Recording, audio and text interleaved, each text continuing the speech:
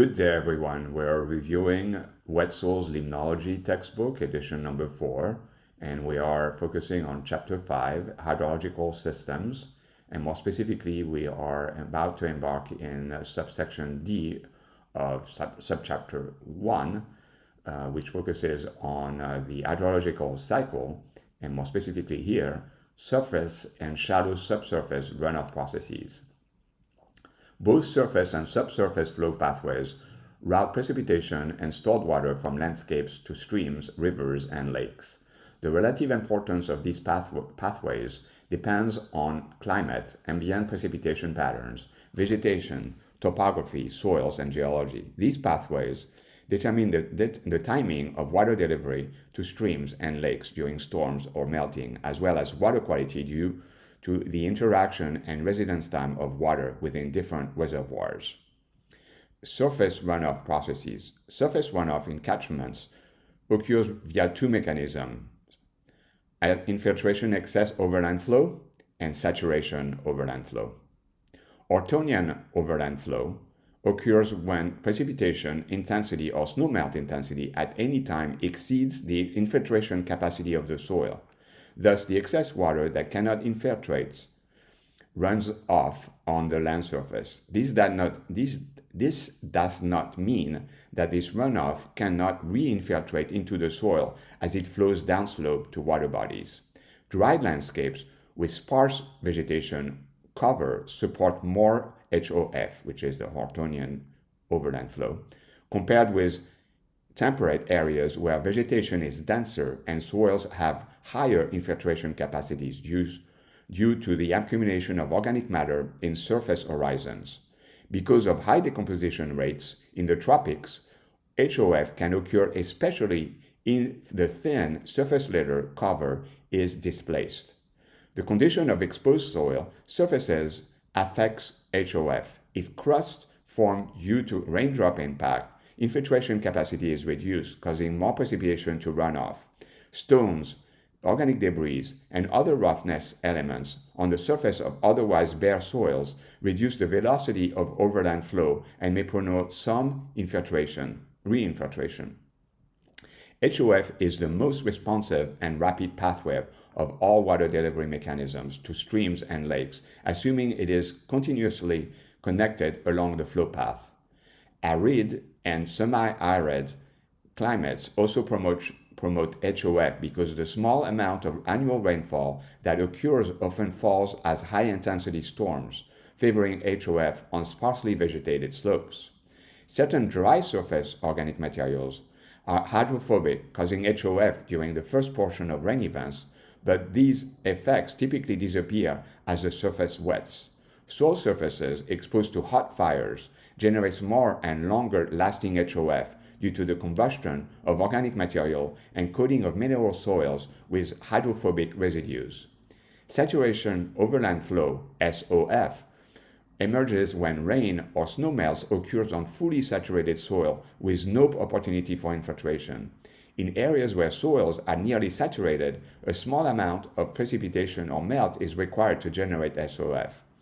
As such, areas of SOF often expand during long-duration storms or wet season progress, particularly when gently sloping topography allows such expansion. Stream or lakeside riparian corridors and wetlands are ecosystem components most prone to SOF and facilitate the rapid transport of overland flow to receiving waters. The amount of SOF entering lakes depends on the spatial extent of the riparian zone surrounding the water body as well as the degree of saturation in these proximate soils. Other landscape features where SOF may occur include geomorphic hollows, slope breaks, and areas of poorly drained soil where perched water tables form. A typical type of SOF, known as return flow, occurs at the base of hill slope or hill slope discontinuities, where soils are shallow and subsurface water is forced to the surface or where hill slope intersect riparian corridors. Return flow can also occur when subsurface flow from upslope encounters a saturated zone, which exceeds the transmission capacity of water within the soil. forcing some of the flow onto the surface as return flow. As with all overland flow, return flow is a rapid transmission vector of water to streams and lakes, especially when it is generated near surface water margins. However, return flow typically contributes to the later portion of the storm hydrograph. Subsurface runoff processes. Subsurface flow occurs in all environments, but is dominant runoff process in relatively undisturbed and vegetated landscape, particularly in temperate, subtropical, and tropical regions. All right, so let's look at figure 5-2, which is a simplified example of a storm hydrograph showing the various hydrograph components during a rainstorm. On the x-axis, we have time in days. On the y-axis, we have the discharge in meter cube per second. We have the rainfall event here that is affecting both the rising limb and the peak. This is the hydrograph. And then we have the base flow. And so the base flow on a hydrograph represents a sustained slow flow of water in a stream or river that is not directly related to immediate rainfall or snowmelt events, but rather from groundwater discharge. So then let's look at the three zones of that hydrograph. The first one is the yellow shaded portion of the rising limb, which represents rapid runoff sources that are near or highly connected to the stream. So for example, we have the SOF and the HOF concept that we just looked at. The blue shaded area with the peak surrounding the peak is influenced by these processes, but also other subsurface pathways that take time to develop. For example, preferential flow, saturated subsurface matrix flow, and return flow.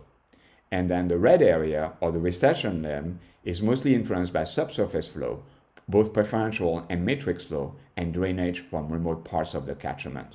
These areas are characterized by soils with relatively high precipitation capacities that exceed most rainfall intensity or snowmelt rates that occur. Thus, little overland flow occurs. Once infiltrated, this subsurface flow either recharges deep groundwater or travels downslope to augment stream flow or lakes. These recharge and transport processes can take different paths with various travel times depending on soil depth, hydraulic conductivity, and the presence or absence of preferential flow pathways. Subsurface flow can either be saturated or unsaturated, the former being much more rapid than the latter.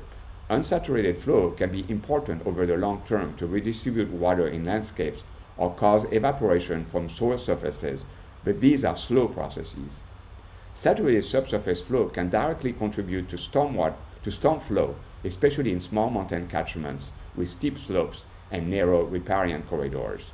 Saturated flow is characterized as either matrix flow, that is flow through the fine pores of the soil matrix, or preferential flow, that is more rapid subsurface flow that occurs in a small portion of the soil associated with macropores, wetting front instabilities, soil pipes, and funneled or deflected flow.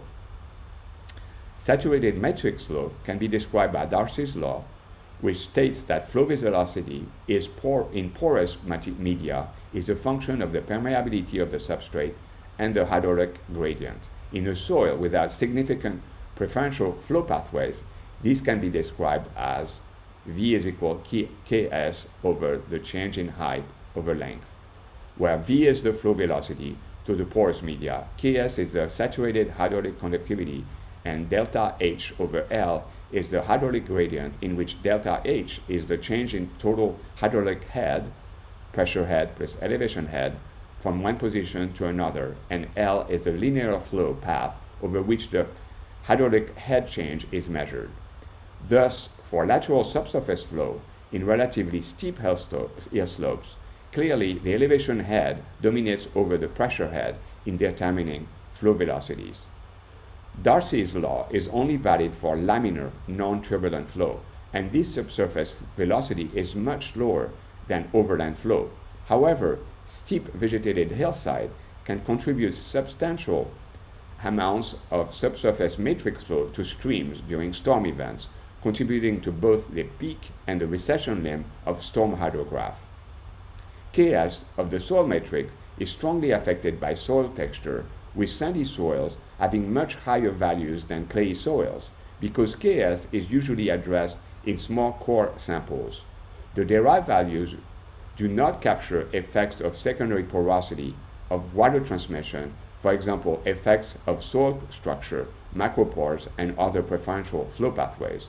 Saturated preferential flow is common in vegetated soils where live and decayed root channel resides, as well as in soils that experience shrinking and swelling, freezing thaw, subsurface erosion, and dissolution processes. Preferential flow is much more rapid than matrix flow in soils, but slower than overland flow. In many cases, preferential flow initiates in wet soils and involves the connectivity of various macropores across portions of the hill slopes. In these cases, it takes time for these pathways to self-organize, and preferential flow typically contributes to the peak and falling limb of storm hydrograph. In peat soil, loess deposit, and other highly erodible substrates, larger, more continuous soil pipes may develop that rapidly convey water to streams and lakes during storms. In larger macropores and soil pipes, flow is often turbulent and cannot be described by Darcy's law. Groundwater flow.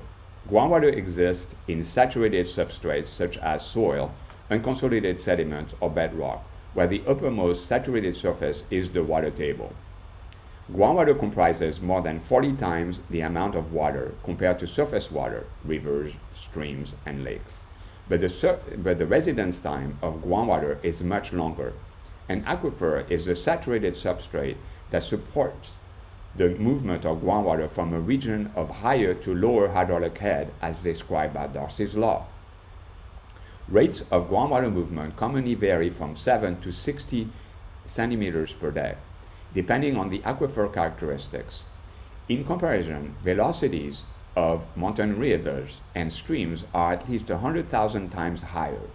When the water table is high, groundwater can feed streams and lakes, influence. When it is low, water seeps from these water bodies, effluent, into the groundwater reservoirs. Aquifers are recharged by infiltration into and through the soil mantle, a process that is spatially variable based on topography and substrate characteristics. Compared to surface water dynamics, the effect of short-term climate fluctuation on groundwater are temporarily damped.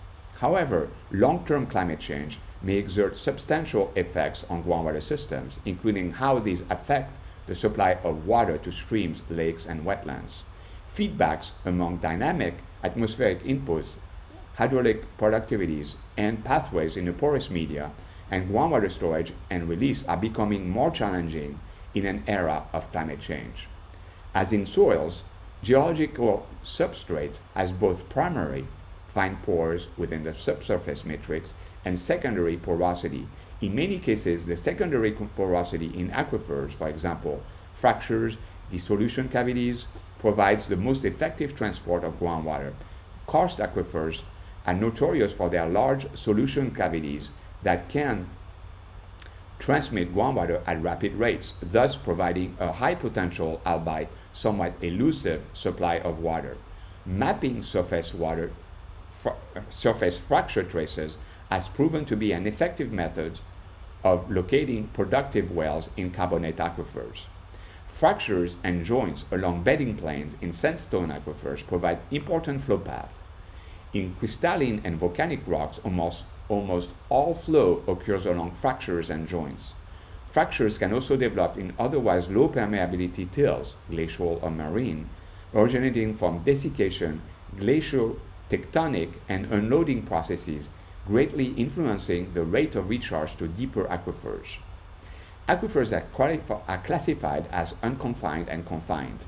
In an unconfined aquifer, water within the porous media is not under pressure, and the water table freely rises and falls during changing conditions of recharge and water withdrawal. In confined aquifers, the saturated zone is under pressure and typically recharged from a distance or through seepage. Both the upper and lower boundaries of a confined aquifer have very low permeability.